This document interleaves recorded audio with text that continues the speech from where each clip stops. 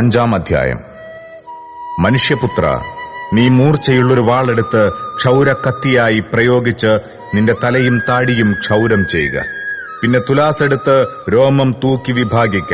നിരോധനകാലം തികയുമ്പോൾ 1/3 നീ നഗരത്തിന്റെ നടുവിൽ തീയിലിട്ട് ചുട്ടുകളയണം. 1/3 അതിന്റെ ചുറ്റും വാൾ കൊണ്ടടിക്കണം. 1/3 കാറ്റത്ത് ചിതറിച്ചു കളയണം. അവയുടെ പിന്നാലെ ഞാൻ വാളൂരും. അതിൽ നിന്ന് കുറഞ്ഞൊരു സംഖ്യ നീ എടുത്ത് നിന്റെ വസ്ത്രത്തിന്റെ കോന്തലയ്ക്കൽ കെട്ടണം. ഇതിൽ നിന്ന് പിന്നെയും നീ അല്പമെടുത്ത് തീയിലിട്ട് ചുട്ടുകളയണം. അതിൽ നിന്ന് ഇസ്രായേൽ ഗൃഹത്തിലേക്കെല്ലാം ഒരു തീ പുറപ്പെടും. യഹോവയായ കർത്താവ് ഇപ്രകാരം അരുളിച്ചെയ്യുന്നു: ഇത് യെരൂശലേമാകുന്നു. ഞാൻ അതിനെ ജാതികളുടെ മധ്യേ വെച്ചിരിക്കുന്നു. അതിനു ചുറ്റും രാജ്യങ്ങളുണ്ട്. അത് ദുഷ്പ്രവൃത്തിയിൽ ജാതികളെക്കാൾ എന്റെ ന്യായങ്ങളോടും ചുറ്റുമുള്ള രാജ്യങ്ങളെക്കാൾ എന്റെ ചട്ടങ്ങളോടും മത്സരിച്ചിരിക്കുന്നു. എന്റെ ന്യായങ്ങളെ അവർ തള്ളിക്കളഞ്ഞു, എന്റെ ചട്ടങ്ങളെ അവർ അനുസരിച്ചു നടന്നിട്ടുമില്ല.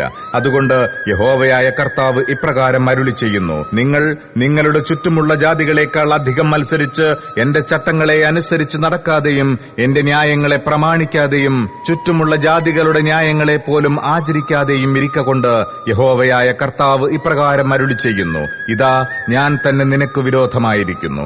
ജാതികൾ കാൺകെ ഞാൻ നിന്റെ നടുവിൽ ന്യായവിധികളെ നടത്തും. ഞാൻ ചെയ്തിട്ടില്ലാത്തതും മേലാൽ ഒരിക്കലും ചെയ്യാത്തതുമായ കാര്യം നിന്റെ സകല മ്ലേച്ഛതകളും നിമിത്തം ഞാൻ നിന്നിൽ പ്രവർത്തിക്കും. ആകയാൽ നിന്റെ മധ്യേ അപ്പന്മാർ മക്കളെ തിന്നും, മക്കൾ അപ്പന്മാരെയും തിന്നും. ഞാൻ നിന്നിൽ ന്യായവിധി നടത്തും. നിന്നിലുള്ള ശേഷിപ്പിനെയൊക്കെയും ഞാൻ എല്ലാ കാറ്റുകളിലേക്കും ചിതറിച്ചു കളയും. അതുകൊണ്ട് യഹോവയായ കർത്താവ് അരുളിച്ചെയ്യുന്നത്: നിന്റെ എല്ലാ വെറുപ്പുകളാലും സകല മ്ലേച്ഛതകളാലും എന്റെ വിശുദ്ധ മന്ദിരത്തെ നീ അശുദ്ധമാക്കിയതുകൊണ്ട് എന്നാണ് ഞാനും നിന്നെ ആദരിയാതെ എന്റെ കടാക്ഷം നിങ്കിൽ നിന്ന് മാറ്റിക്കളയും. ഞാൻ കരുണ കാണിക്കയുമില്ല. നിന്നിൽ 1/3 മഹാമാരി കൊണ്ട് മരിക്കും. ക്ഷാമം കൊണ്ടും അവർ നിന്റെ നടുവിൽ മുടിഞ്ഞു പോകും. 1/3 നിന്റെ ചുറ്റും വാൾ കൊണ്ട് വീഴും. 1/3 ഞാൻ എല്ലാ കാറ്റുകളിലേക്കും ചിതറിച്ചു കളയുകയും അവയുടെ പിന്നാലെ വാൾ ഊരുകയും ചെയ്യും. അങ്ങനെ എന്റെ കോപത്തിന് നിവൃത്തി വരും. ഞാൻ അവരോട് എന്റെ ക്രോധം തീർത്ത് തൃപ്തനാകും.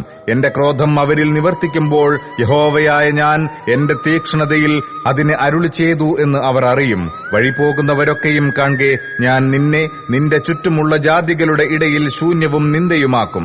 ഞാൻ കോപത്തോടും ക്രോധത്തോടും കഠിന ശിക്ഷകളോടും കൂടെ നിന്നിൽ ന്യായവിധി നടത്തുമ്പോൾ നീ നിന്റെ ചുറ്റുമുള്ള ജാതികൾക്ക് നിന്ദയും ആക്ഷേപവും ബുദ്ധിയുപദേശവും സ്തംഭനഹേതുവുമായിരിക്കും. യഹോവയായ ഞാൻ അരുളി ചെയ്തിരിക്കുന്നു: നിങ്ങളെ നശിപ്പിക്കേണ്ടതിന് ക്ഷാമം എന്ന നാശകരമായ ദുരസ്ത്രങ്ങൾ ഞാൻ എയ്യുമ്പോൾ നിങ്ങൾക്ക് ക്ഷാമം വർദ്ധിപ്പിച്ച് നിങ്ങളുടെ അപ്പം എന്ന കോൽ ഒടിച്ചു കളയും.